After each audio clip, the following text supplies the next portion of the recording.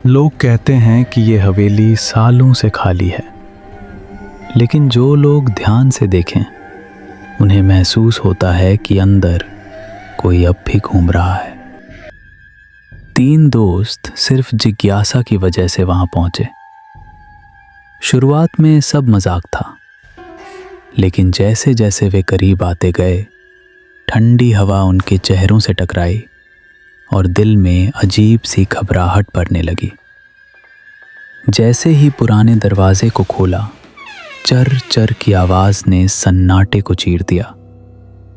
अंदर का हॉल अंधेरा और सुनसान था।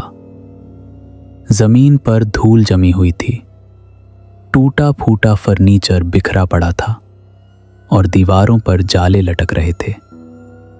हर कदम की आवाज ऐसी लग रही थी जैसे हवेली उनकी सांसें तक सुन रही हो। अचानक हवा और ज्यादा ठंडी हो गई। उनके पीछे दीवार पर एक बिगड़ा हुआ साया उभर आया। वह पूरी तरह इंसान जैसा नहीं था, लेकिन उसकी हरकतें इंसानों जैसी थीं।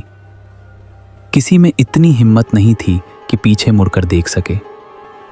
फिर एक सरगोशी सुनाई दी, बहुत हल्की लेकिन बिल्कुल कान के पास। एक आवाज ने चेतावनी दी कि पीछे मत मुड़ना।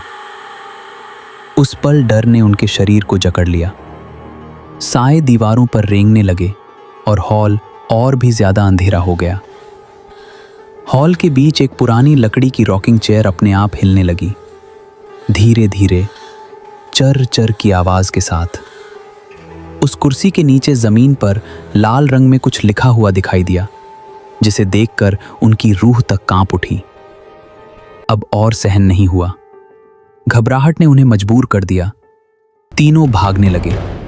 हवेली जैसे गुस्से में कांप उठी हो और साए दरवाजे तक उनका पीछा करते रहे। बाहर घनी धुंध थी, मुड़े हुए पेड़ थे और टूटा हुआ गेट। एक काला साया कुछ पल तक उनके साथ साथ चलता रहा, फिर अचानक गेट पर रुक गया।